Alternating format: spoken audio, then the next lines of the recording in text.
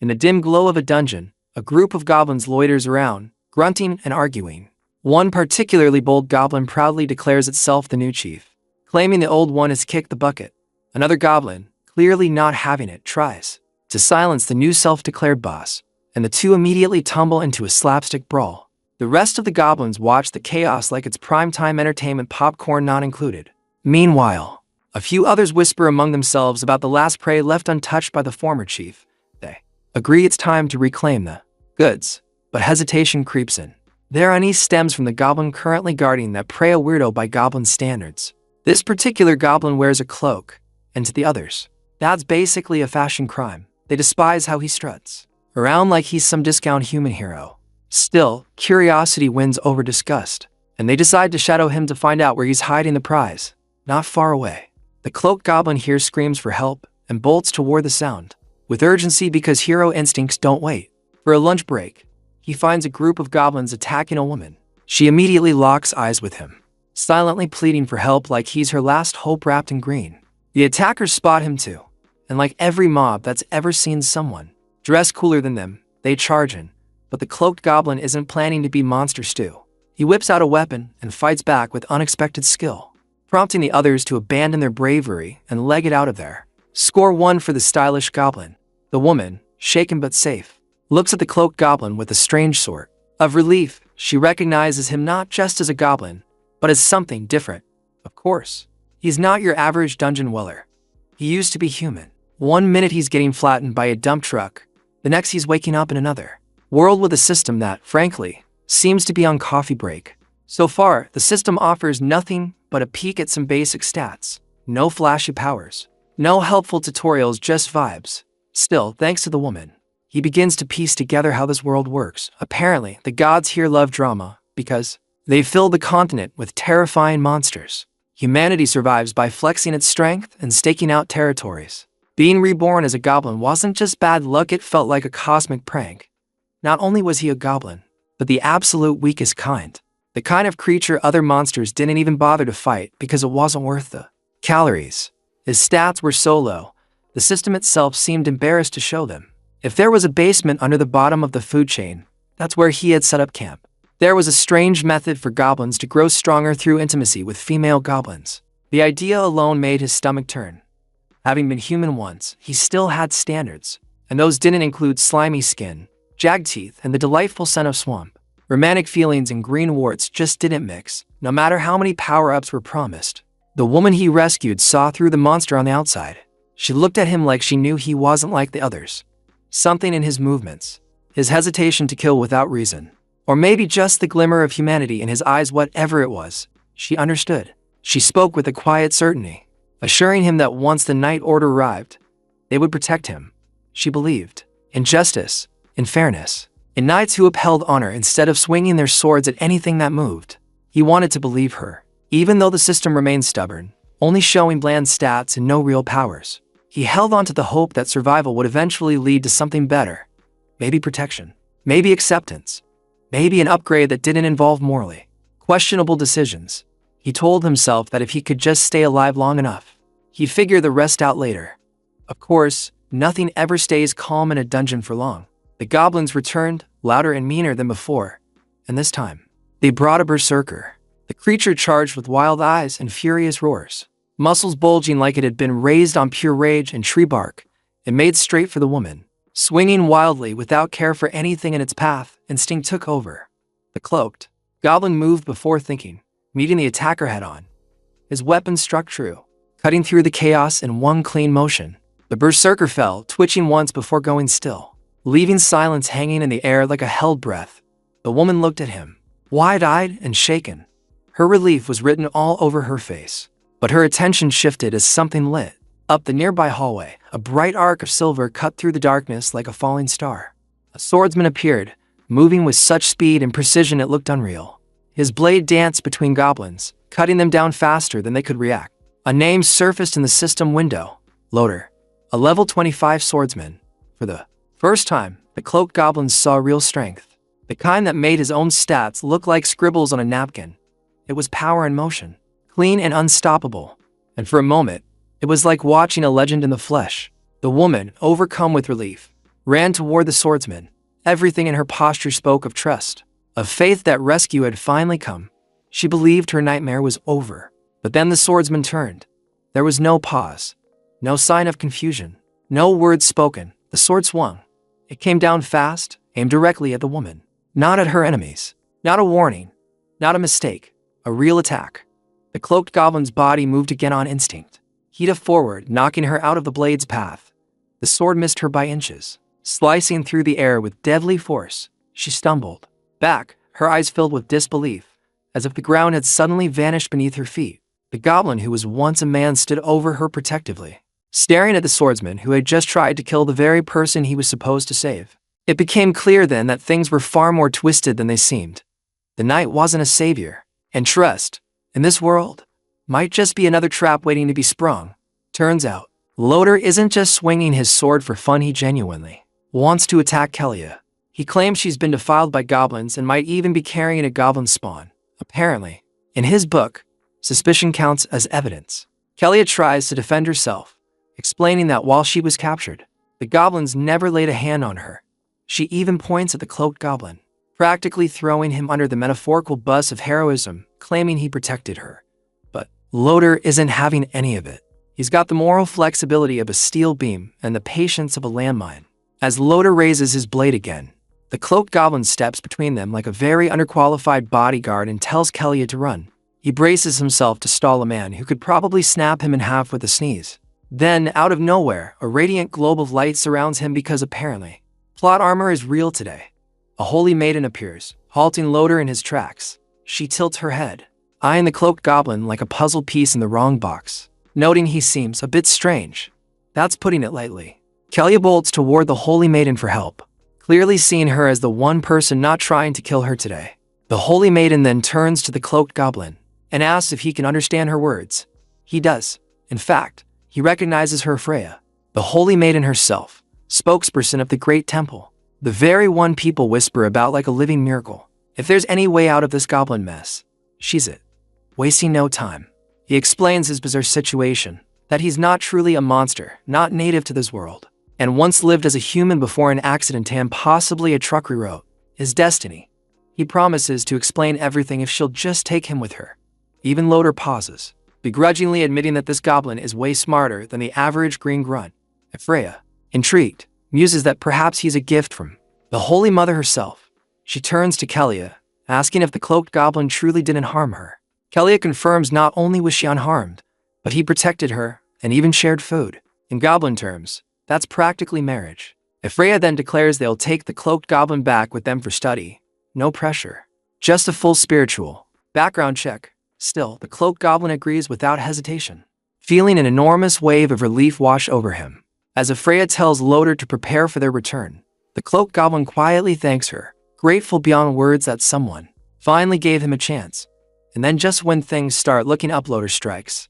Kelia falls, lifeless, before anyone can react. The cloaked goblin stands frozen, horror-struck, his mind struggling to catch up with the betrayal he just witnessed. Freya, her expression unfazed, calmly turns to the cloaked goblin and reminds him, when they return he better repay her. Well, 1 week later, Loder stands before the people in the center of Bright Town. He wears his armor, like a hero from a storybook, and raises his voice to speak about the recent goblin attack that caused destruction and fear in the town. The people, already full of pain and anger, feel their emotions rise as Loder talks about how the goblins hurt their homes, their families, and their peace. The crowd becomes filled with rage, shouting and crying out for revenge, like someone just stepped on everyone's foot at once. Loder then proudly points toward a large poster with Kelia's face and a few other villagers on it. He says that the Holy Order, acting on behalf of the temple, has wiped out the goblins in that area and brought justice for the people who were hurt. It's the kind of speech that sounds brave until you remember who's missing from the picture. Standing beside him, the holy maiden Freya offers a calm smile and tells the villagers to keep praying with all their hearts. She assures them that the temple is always watching over its faithful followers and will protect those who serve with devotion. It's the kind of statement that makes people cry with hope or fear, depending on how well they've been behaving lately. Later that day, Freya is seen sitting alone in her private room, which smells of burning incense and expensive pride.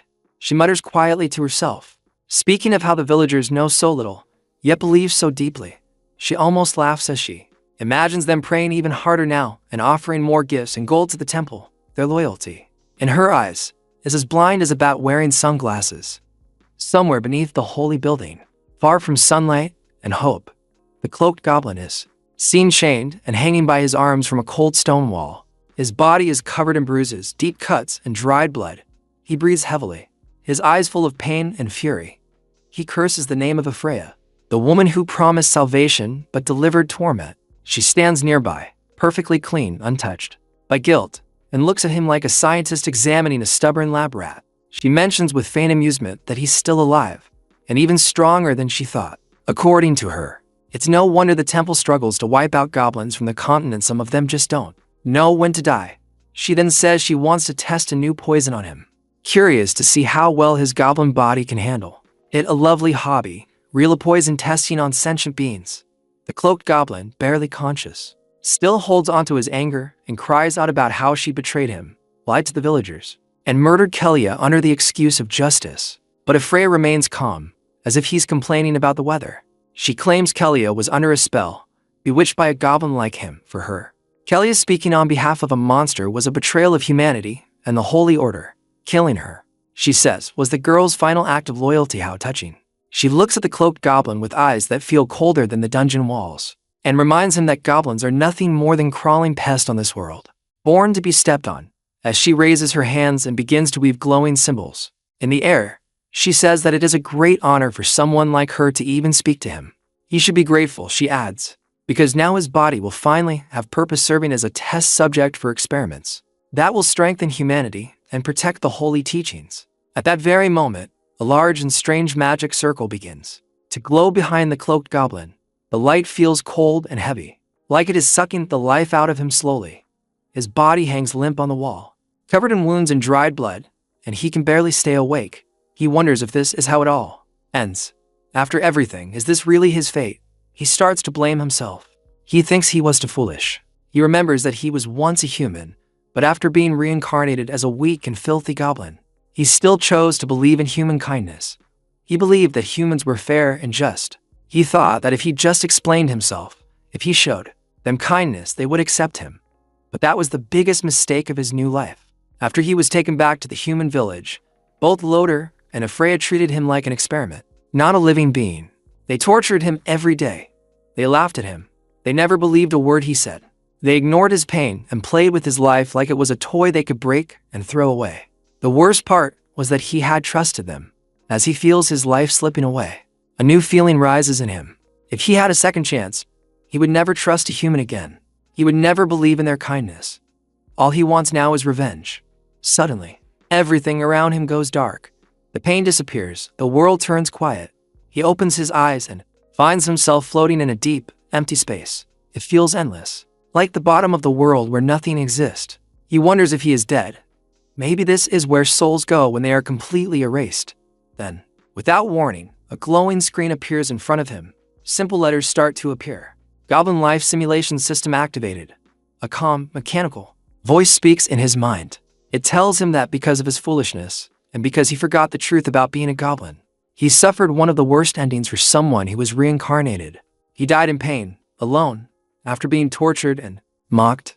The voice says the pain of the past week has been burned into his soul, so he will never forget it. The screen then gives him a choice. If he chooses no, his soul will vanish completely. Nothing will remain of him.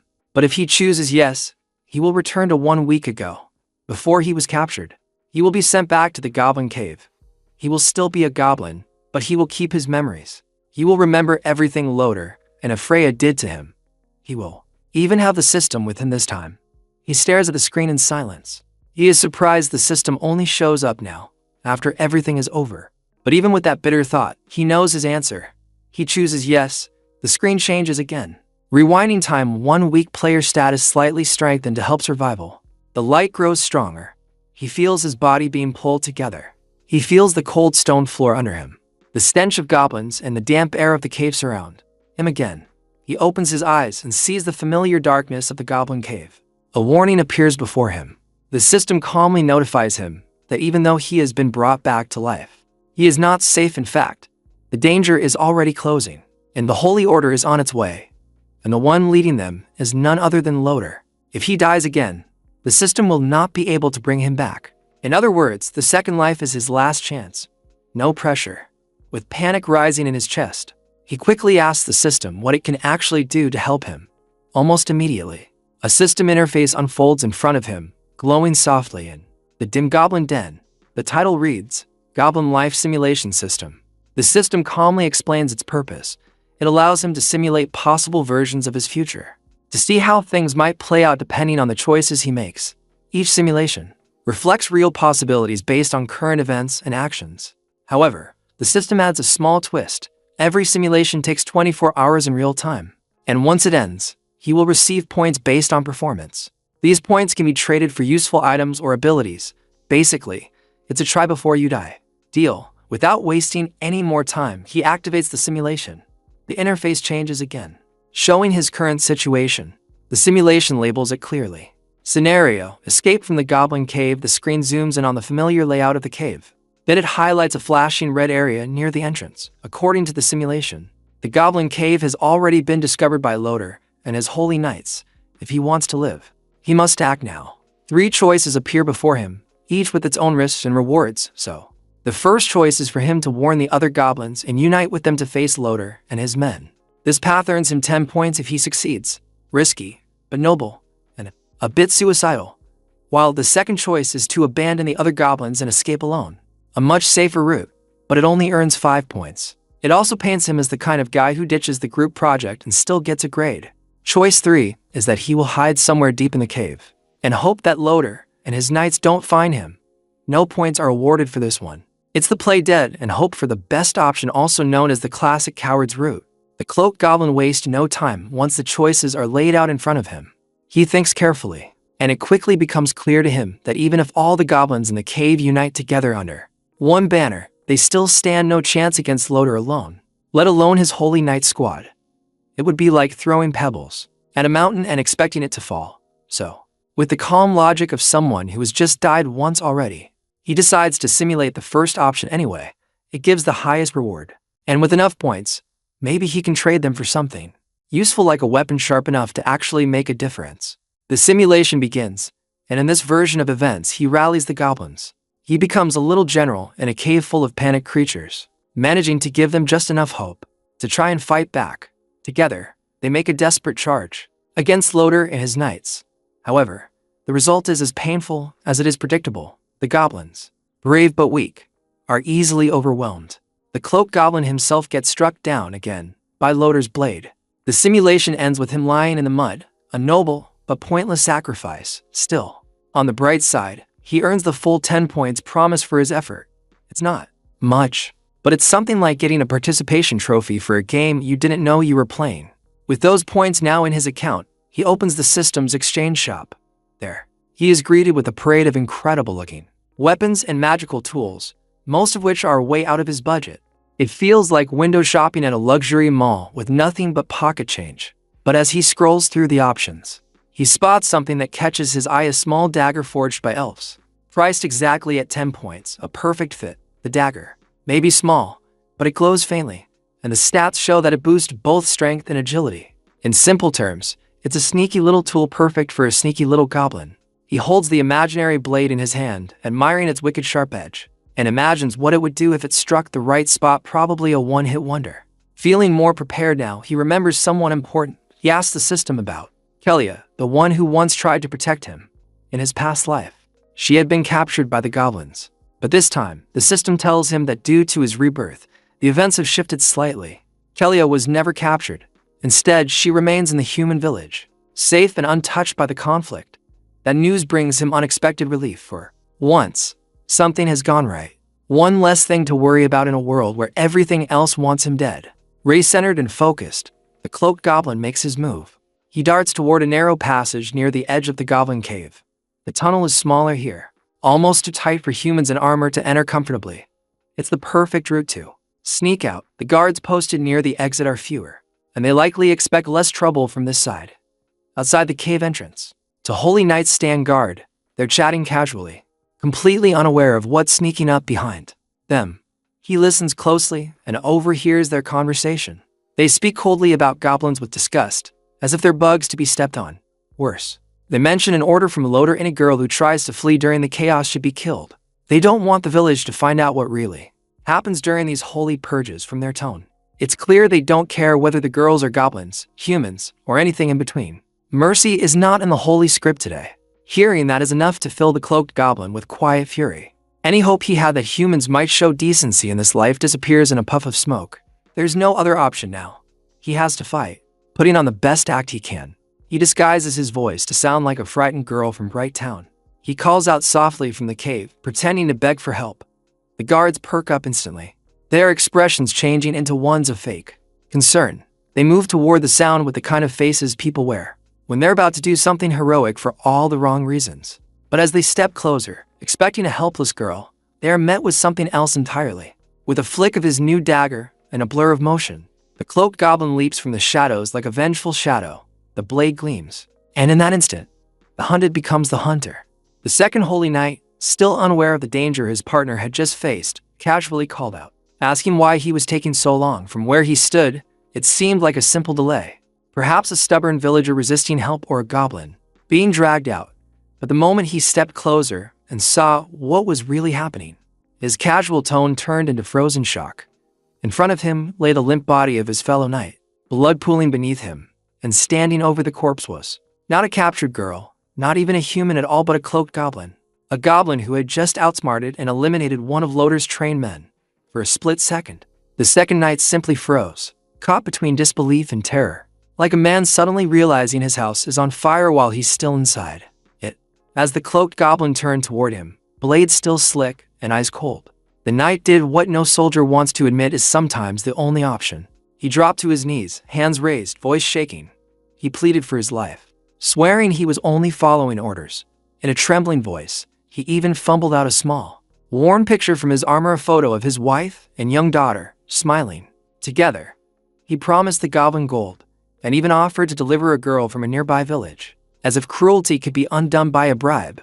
But while the knight played desperate, his hand was not idle. Slowly, quietly, it reached behind him, fingers curling around the hilt of his blade. His plan was clear: stall with his mouth, strike with steel. Unfortunately for him, the cloaked goblin had been watching closely the entire time. After all, he had already died once. Fool me once, shame on you. As the knight began to draw his weapon, barely making a sound, the cloaked goblin moved first. With the precision of someone who knew exactly how this would play out, he struck clean and fast. The knight barely had time to widen his eyes before his plan and his life were both over. Then came the real problem. Not far off, he heard footsteps fast and closing in. It was Loader, the silver-plated commander of the Holy Order, and Freya, one of the most dangerous swordswomen in their ranks. They were on his trail, and they were moving with the kind of speed that meant they knew something was wrong. No time to waste. Thinking quickly, the cloaked goblin yanked off one of the fallen knight's coats. It was big, heavy, and still stained with the blood of betrayal, but it might help him blend in just long enough to vanish. He dashed into the narrow woods, leaving behind only two corpses and the echo of his footsteps. When Loader and Freya finally arrived at the scene, they were greeted by the sight of their fallen comrades, two knights, both killed in close combat. Not a single villager or goblin in sight. Loader's brows furrowed, his grip tightening on his weapon, as Freya quietly stepped around the bodies. She didn't say much. She didn't need to. From the nature of the wounds and the speed of the kills, she understood one thing: this wasn't the work of an ordinary goblin. No wild creature or cave dweller could have pulled this off. This was clean, precise, and tactical. A mutant, she finally muttered, her tone calm but sharp. Something not supposed to exist had just slipped through their fingers, and both of them knew, from years of battle and bloodshed, that if a goblin like that could kill two trained knights and still escape, then this was not just a bad sign. The cloaked goblin finally escapes from the area and heads into the forest, hoping to find a safe place to rest. As he sits in the quiet of the trees, he starts to think deeply about the knights and their intense hatred for goblins. The more he thinks, the more he realizes that he can't just hide and let them hunt his kind down. He decides that it's time to fight back goblin style. His plan is simple. Goblins evolve by mating and devouring, which helps them grow stronger. He figures that breeding even stronger offspring and increasing his power would expand his influence. After all, what's better than creating an army of goblins? In his wild thoughts, The cloaked goblin dreams of making every man's only wish to be death, while the women would wail and moan under his feet. But before he can get carried away with his ambitious plans, he hears a noise in the forest. He thinks that maybe it's Loader, and Afreya is still on his trail, so he prepares himself to act. He spots a figure approaching, and without wasting any time, he decides to attack first, thinking it's better to strike while he has the advantage. However, when he strikes, he's shocked to see the person he attacked is a female goblin. This is a huge surprise for the cloaked goblin, as he's never seen a female goblin before. He's used to only seeing male goblins, so this is an entirely new experience for him. His mind races with questions about why a goblin would have female features and if mating with other species is the way to go to reproduce. After a moment, the female goblin gets up and begs him not to harm her, explaining that she was simply out in the forest to fetch some water. The cloaked goblin, using his power, checks her background. To his amazement, he discovers that she's a messenger of the gods. Even better, if a male goblin mates with her, that goblin will become the legendary goblin god. The cloaked goblin can hardly believe his luck. This is exactly what he needed to advance his plan. Feeling pleased with this newfound information, the cloaked goblin decides to show the female goblin kindness, promising not to hurt her. This surprises her, as most goblins treat her poorly. She's not used to anyone being nice to her. She even offers to take him to her tribe, explaining that if he has nowhere else to go, he can find refuge there. The cloaked goblin, still wary of Loader and his group possibly following him, agrees. He knows that hiding in a goblin tribe would be the safest option for now, and it could help him gather subordinates for his future plans. When they reach her tribe, the cloaked goblin is stunned by how many goblins are living there. However, the other goblins, seeing him in human clothes, immediately want to attack him. But the female goblin steps forward to defend him, assuring them that he is not a threat. The other goblins are still nervous, unsure of his intentions. The cloaked goblin, wanting to gain their trust, explains that he simply wants to join their tribe and requests to speak with their leader. The goblins aren't keen on letting him in, but just as tensions rise, the leader of the tribe arrives, drawn by the commotion.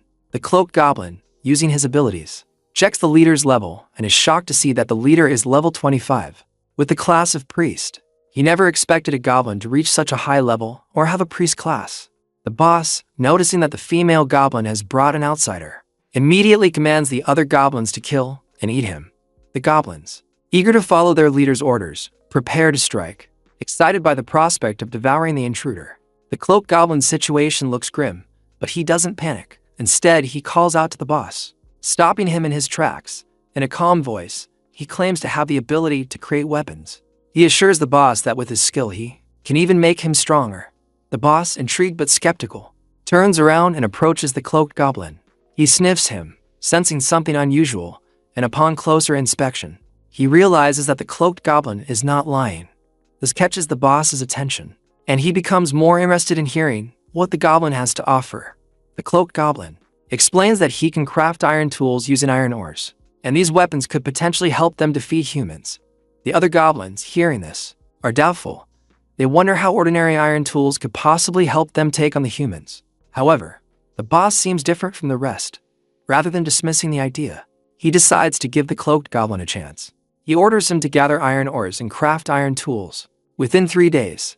If the cloaked goblin succeeds, he will spare his life. If not, the boss will not only kill him, but also the female goblin who brought him. This demand shocks the cloaked goblin. He never expected the boss to be so ruthless, willing to kill even his own kind. Still, he knows he has little choice but to comply if he wants to survive and, more importantly, if he wants to mate with the female goblin and become the legendary goblin god. With a heavy heart, he agrees to the challenge, though he can't help but feel the weight of the situation. Later that day, the cloaked goblin and the female goblin set out into the forest with a group of other goblins to search for iron ores. Along the way, some of the goblins start picking on the female goblin, as they've done in the past. Seeing this, the cloaked goblin grows furious. He warns the goblins that if they continue to bully her, he will kill them. The moment he speaks, the goblins freeze, their fear of him outweighing their desire to fight. They quickly back off and focus on finding the iron ores. But even as the goblins scramble to search, the cloaked goblin knows the truth. He's aware that even if he manages to find the iron ores and craft the tools, the boss may still not spare him. His mind is filled with doubt, but then he remembers why he's doing this in the first place: to mate with the female goblin and gain legendary power. The thought of becoming a goblin god gives him the strength to push forward, and he realizes that it's time to start thinking of ways to grow even stronger. At that time, the cloaked goblin, known as Lin Qian, promised the female goblin, Goblin Yu, that if she agreed to stay with him, he would provide her with everything she needed and protect her from anyone who might try to bully her. However, he also explained that in order to grow stronger and be able to protect her better, he needed to mate with her. Goblin Yu, trusting him, agreed and offered her body for the cause. Although it was painful for her, she endured it, knowing it would help Lin Qian become stronger. No time was wasted, and the process began. During this time, Lin Qian learned that he would have 7 children with Goblin Yu, and to his surprise, his level increased as well. It wasn't just his strength that improved, his entire form seemed to change, making him feel much more capable of facing the goblin priest. It seemed that pain really did have its benefits after all. Once everything was over, Lin Qian held Goblin Yu close and made a promise to protect her for the rest of his life. Goblin Yu, who already trusted him, could see how kind he was, and she believed in his words completely. As they were talking, the sound of a goblin shouting for help reached their ears. When Lin Qian looked up, he was stunned to see a wolf chasing after one of the goblins he had sent on an errand. What caught his attention even more was the fact that the goblins had managed to find iron ores for him. Without wasting any time, Lin Qian stood up and told Goblin Yu to stay behind. Although she urged him to be careful, he confidently went ahead. With just one quick slash of his iron tool, the wolf was taken down in an instant. The goblin who had been watching was completely shocked, but Lin Qian didn't even break a sweat. He simply collected the iron ore from the goblin and marveled at its good quality. Impressed by what he found, Lin Qian asked the goblin to go back and gather more iron ore. He promised that when he returned, he would use it to make iron tools for them. The goblin, eager and happy, quickly ran off to fetch more, excited about the tools he would receive. The moment Lin Qian shows the goblins the weapon he used to defeat the magic wolf, their eyes go wide with surprise. It's not a rough stone spear like the ones they've been using since forever. No, this is something much better, an iron spear. Shiny, sharp, and deadly. One of the goblins steps up quickly and confirms what everyone's already guessing. Yes, this is the very weapon Lin Qian used to bring down the powerful magic wolf and save them all from disaster. Now that they know it's the real deal, the goblins start buzzing with excitement. Their eyes are glued to the spear, full of envy and desire. Compared to their old stone weapons, this iron spear looks like it came from the heavens, or at least from someone who actually knows what they're doing. They all begin imagining how easy hunting and fighting would be with such a fine weapon in their hands. Some even look like they might start drooling. The goblin chief steps forward, his expression thoughtful. He may be grumpy, but he's not blind. He sees the quality of the weapon, the sharpness of the blade, and the smoothness of the iron. He nods slightly and admits grudgingly that Lin Qian is quite skilled. However, he doesn't let Lin Qian off easily. The chief says that Lin Qian can stay in the tribe, but only under one condition. He must make 50 of those iron spears in just 2 days. It sounds like a tall order, but Lin Qian doesn't hesitate. He agrees right away. Like a blacksmith on a mission, over the next 2 days, he throws himself into the work. His hands are never still. He gathers materials, shapes the metal, sharpens the blades, and checks each spear carefully. It's exhausting, but Lin Qian stays focused. After all, proving himself is worth the effort. When the deadline arrives, Lin Qian presents the finished spears to the goblins. 50 iron weapons, gleaming under the sun. The goblins rush forward, examining them with wide eyes and giddy grins. It's like handing candy to a pack of hungry children, except the candy is sharp and lethal. The goblin chief is clearly impressed. He lifts his chin and announces a celebration. That night, there will be a feast, meat for everyone. It's their way of welcoming Lin Qian officially into the tribe, a rare honor, especially from a chief who usually only celebrates after someone else dies. As the goblins gather around the fire that evening, roasting meat and cheering loudly, Goblin Yu quietly walks up to Lin Qian. She hands him a piece of meat and says it's a special gift from the goblin chief himself. Lin Qian, feeling proud of what he has accomplished, accepts it without thinking too much. He takes a bite, expecting to enjoy the reward of his hard work. But the moment the meat touches his tongue, something goes horribly wrong. His body begins to feel heavy. His strength fades as if someone suddenly pulled the plug on his energy. He stumbles, legs shaking, and then drops to the ground like a sack of rocks. Everything spins. He can't move, can't even lift his head. The pride he felt moments ago crumbles into confusion. The goblin chief walks over slowly, a mocking grin stretching across his face. He looks down at Lin Qian with eyes full of cold amusement. It's clear now this was never meant to be a celebration. The chief begins to speak, his voice filled with cruelty. He says he has always seen through Lin Qian's ambitions, that he knows Lin Qian is trying to rise to fast, to become a leader, to challenge his authority, to crush Lin Qian's spirit completely. The chief grabs Goblin Yu by the arm. His intentions are clear. He plans to kill her, right in front of Lin Qian, as a final warning to anyone who dares to rise above their place. Just as the Goblin chief raises his hand, ready to strike down Goblin Yu, something unexpected happens. Lin Qian, though his body still feels heavy and weak from the poison, moves with sudden speed. In a flash of motion, his weapon slices cleanly through the air and severs the chief's arm at the elbow. The chief lets out a sharp, agonized scream as his limb falls to the ground with a wet thud. The goblins around them gasp, frozen in disbelief. They clearly didn't see that coming, not even in their wildest dreams. Lin Qian pushes himself upright, standing tall despite the poison that still lingers in his veins. His face is pale, but his expression is calm and sharp, like a blade honed to perfection. His eyes fix on the goblin chief, and with a cold tone, he declares that the real fool is not him but the chief. He reveals that he knew about the plan to poison him all along. The system had warned him, and he had pretended to fall for it, choosing to act like a naive guest just to lull the chief into lowering his guard. In other words, he played along like an actor in a bad play, except this time, the audience is armed.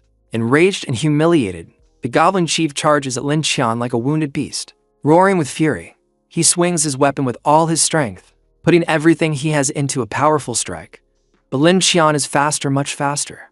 With practiced ease, he steps aside, dodging the attack as if he's simply brushing aside a curtain.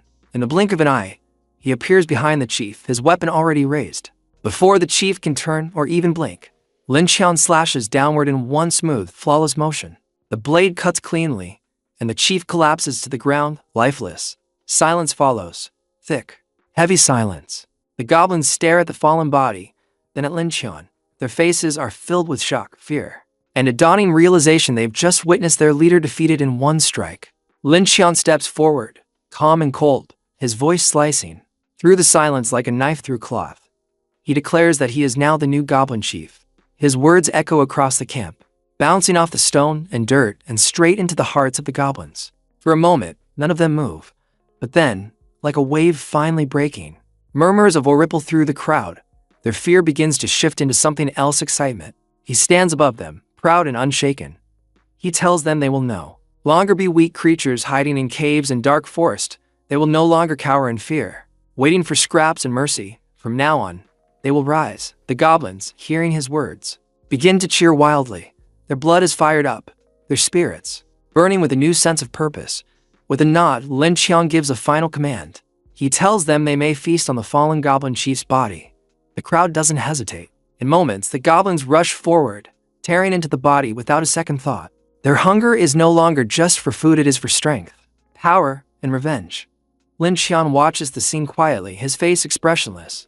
Inside, he knows that taking control of the goblin tribe is just one small step in his grand plan. The real goal lies beyond.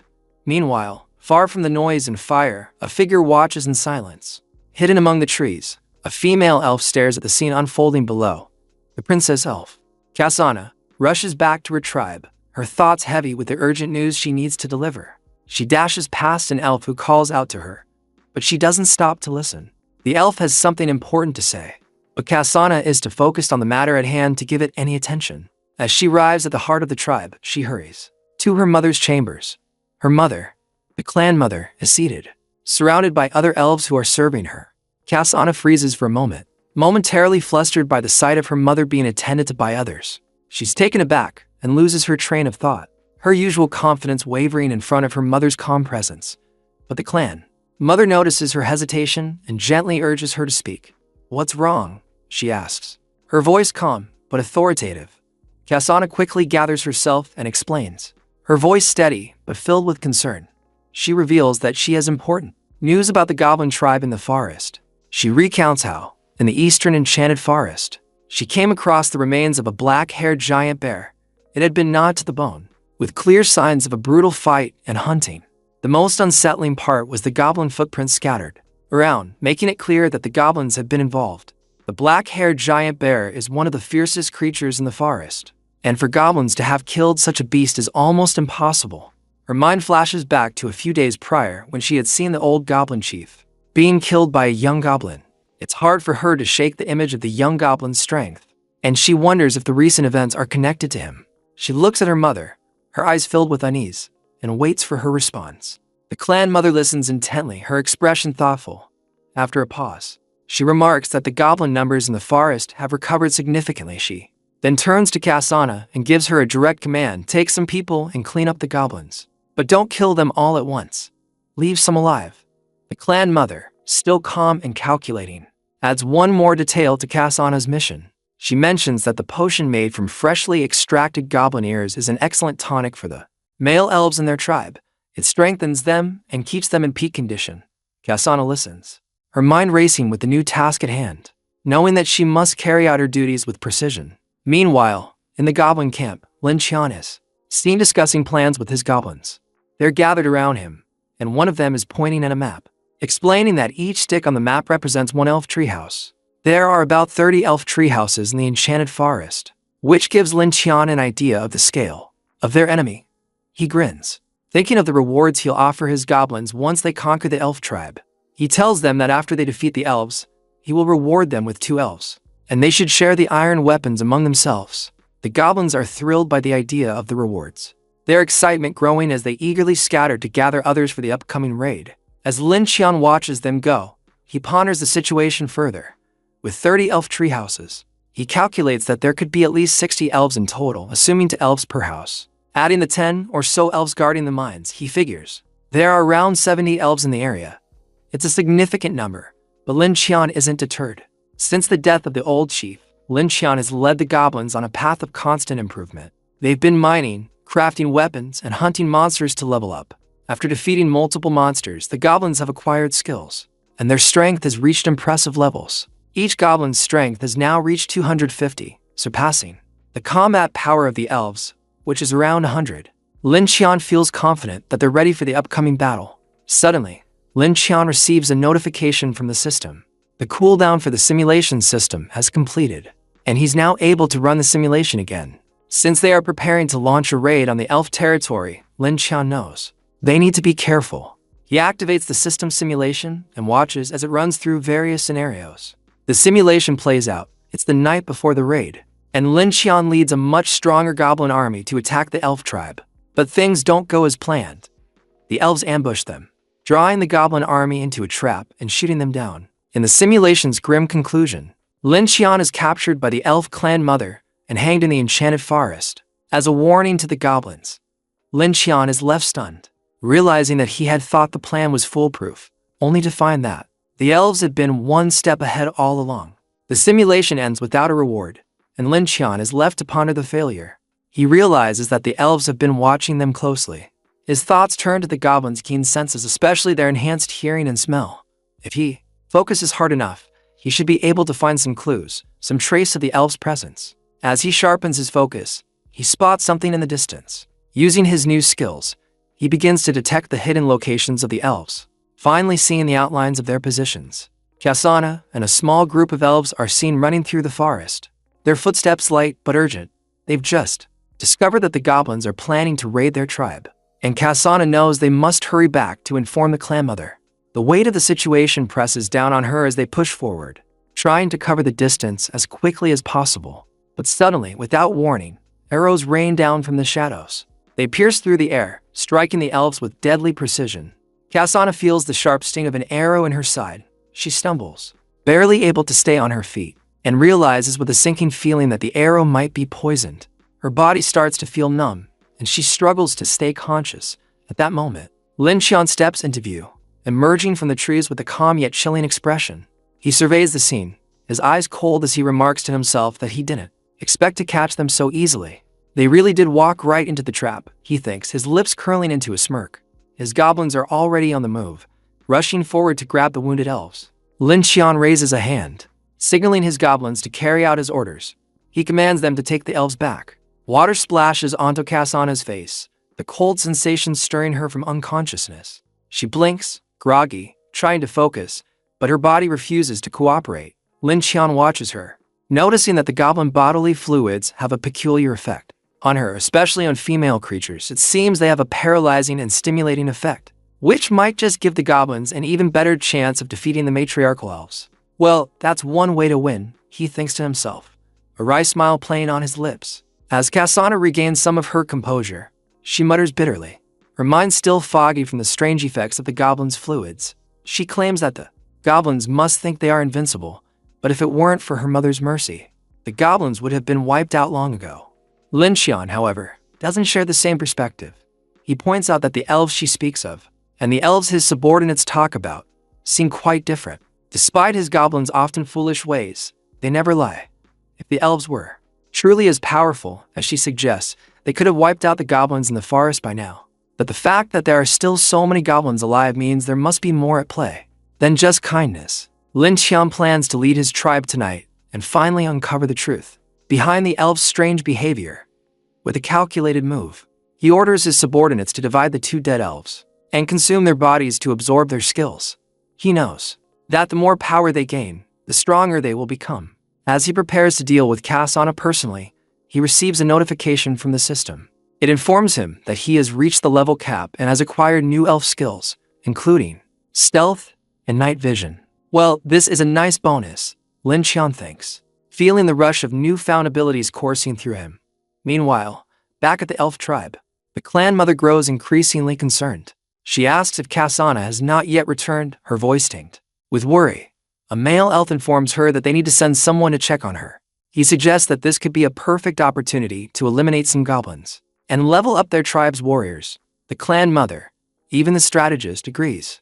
She orders that a group of elite warriors be sent to the goblin tribe to support CornhwaSama. Lin Qian suddenly appears and takes out the male elf with a well-aimed arrow, his shot hitting its mark. At the same moment, the clan mother catches the arrow aimed at her. Lin Qian casually informs her that CornhwaSama, whom she may have cared for, is already in his hands and that she will soon be having his child. They, he claims, are going to become family now. Though he seems far more amused by the idea than she does, the clan mother is furious. She unsheathes her sword, determined to get answers about CornhwaSama, but instead of offering an explanation, Lin Qian dodges her attack. He calmly mentions that her tribe is under siege, advising her to surrender peacefully if she wants to be treated well. But the scene takes a darker turn as the clan mother, after catching the arrow earlier, collapses onto the floor, unable to rise. The arrow she grabbed was covered with goblin fluid, a substance that paralyzes anyone who touches it.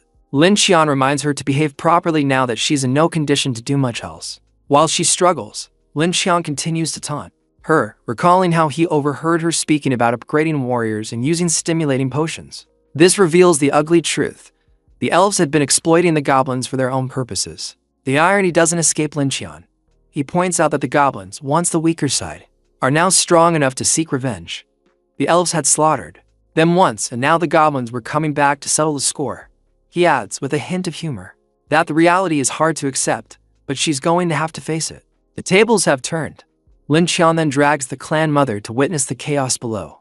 The elves are being slaughtered by the goblins in a brutal scene. He tells her that the goblins are no longer the weak ones, and that her tribe has no chance of resisting now. It's a hard truth, but one she must face. He's not done yet, though. Lin Qian still needs more powerful goblins to fight on his side. He tells the clan mother that whether she lives or dies depends entirely on her attitude. From here on out, realizing the full weight of the situation, the clan mother begins to plead, promising to do whatever Lin Qian asks as long as he spares her children's lives. It's clear that she knows the game has changed, and she's finally willing to play by his rules. The clan mother is now locked in a cage alongside CornhwaSama, who is visibly shocked by the turn of events. She hadn't expected the clan mother to be captured as well. In her confusion, she asked what their future holds now. The clan mother, filled with regret, apologizes for underestimating the goblins. She admits that she never anticipated their strength would surpass that of the elves, leaving them in this dire situation. With only unarmed women and children left, the elves are forced to align with the goblins if they want to preserve their bloodline. There's no other option for survival. They must remain with the goblin tribe. Lin Qian, standing nearby, informs the clan mother that she and the others are to stay in the cage and wait to give birth. He promises to provide meals for them daily, but makes it clear that if anyone harbors ill intentions, They should not expect mercy from him. He'll have no hesitation in killing them all. The clan mother, knowing how much she has lost and how little she can do, accepts his terms. She asks if she can care for her children, who were also captured. And Lin Qian considers it for a moment. Yu, who had been watching the conversation, speaks up. She says that it's too much for the clan mother to handle on her own, so Lin Qian agrees to let her help Yu care for the children. He thinks it's a wise decision, as the children might one day grow into powerful warriors, adding strength to the goblin tribe. After securing the clan mother's defeat, Lin Qian feels a surge of power. His attributes have increased, and he realizes that this might be due to unlocking some higher level of qualification. Lately, every victory he achieves seems to directly translate into greater strength, as all the acquired values are now converted into attributes. This gives him a clear path forward to increase his power. He just needs to conquer stronger individuals and have them give birth. His current strength is already sufficient to crush Loader, and he decides that once the elves give birth, he'll find the right moment to deal with him once and for all. Half a month later, the elves are seen giving birth, and Lin Qian, always curious about their progress, asks you how many newborns there are so far. He replies, counting somewhere around 30 to 40 by now. As Lin Qian observes, he notices that Kasana is having a particularly difficult time with her childbirth.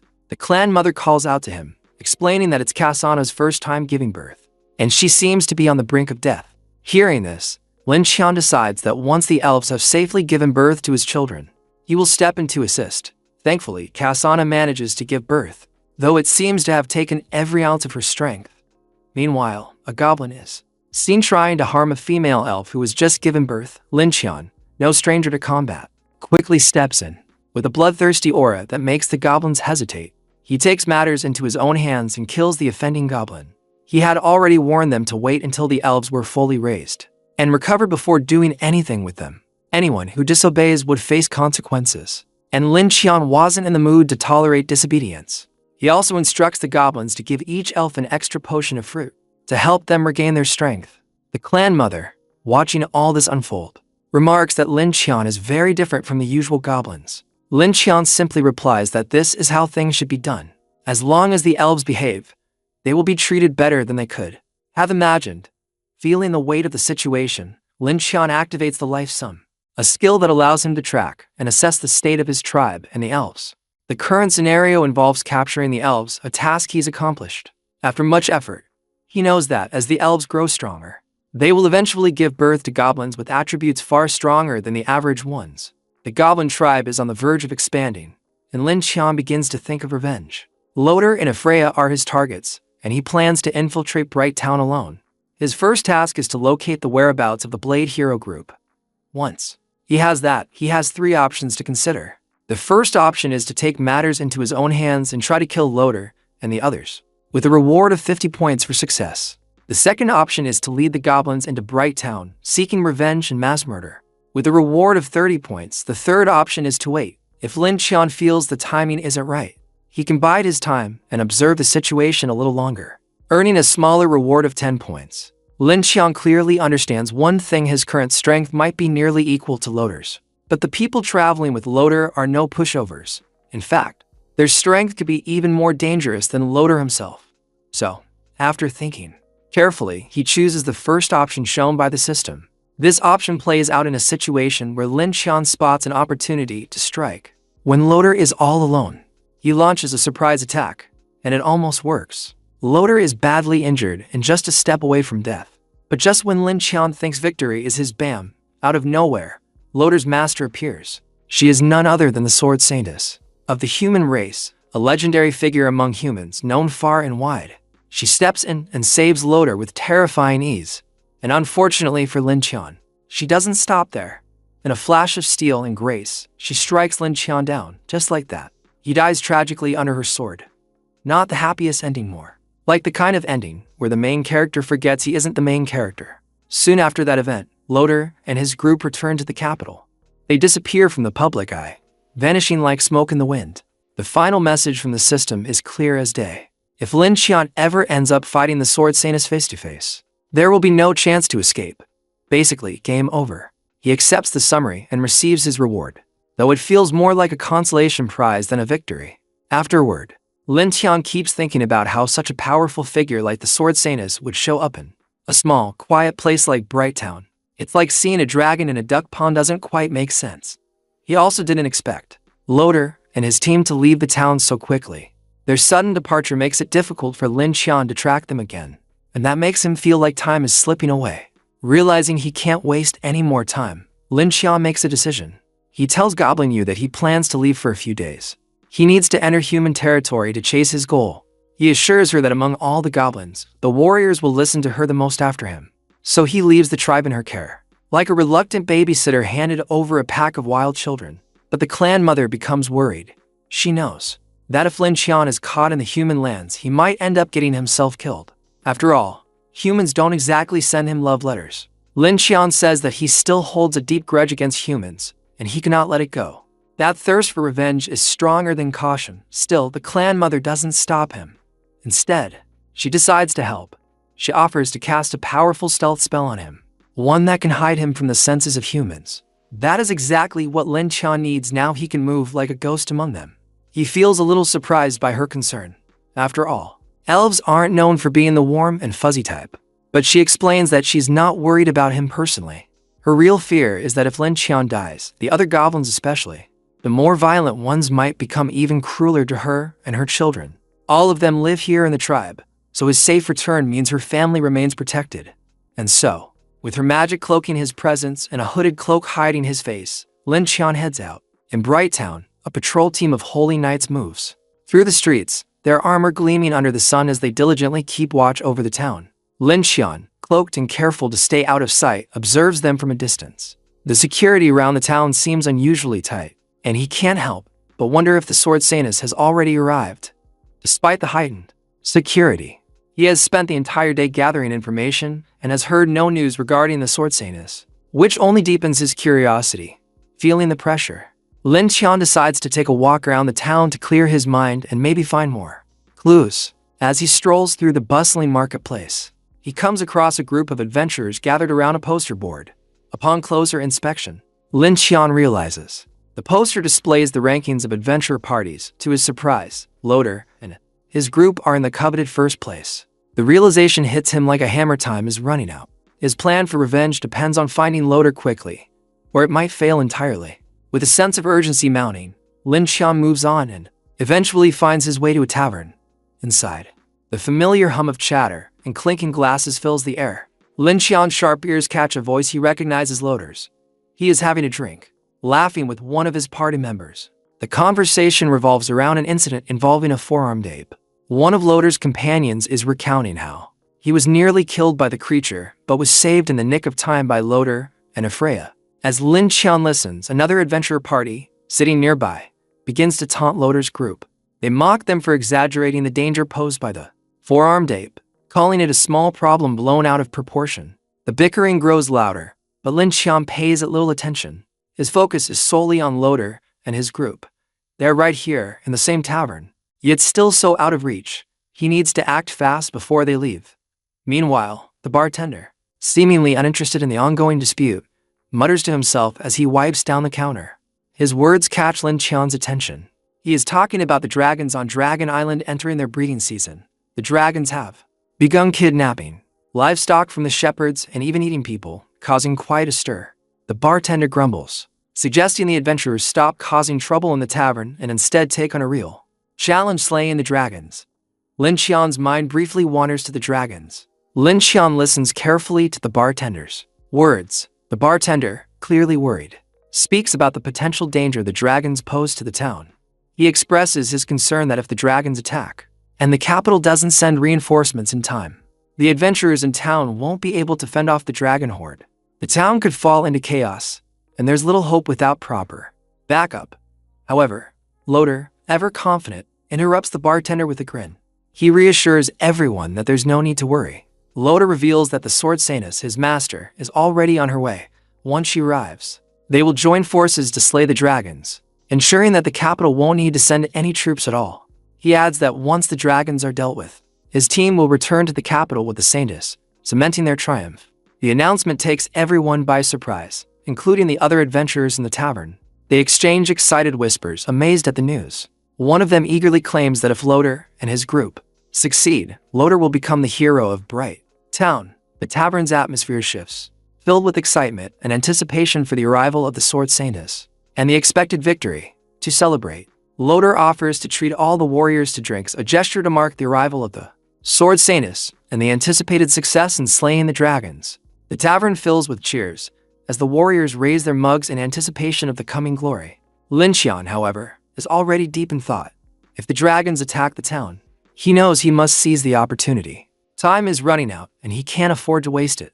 As he prepares to leave, Loder unexpectedly calls out to him, asking him to stay and have a few drinks with him. Lin Qian, still focused on his mission, refuses the invitation, claiming that there will be more opportunities in the future. Loder, slightly puzzled by his response, watches as Lin Qian heads for the door. There's something off about the way Lin Qian behaves, and Loder can't help but feel that the stranger seems strange. The town is alive with celebration, the air buzzing with excitement as the townsfolk eagerly anticipate the arrival of the sword saintess.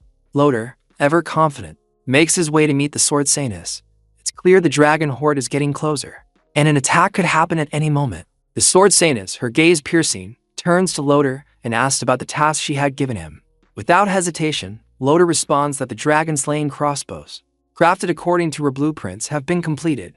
They are being deployed at various high points around the town, positioned for maximum effectiveness. The sword saintess listens intently before giving him a stern warning.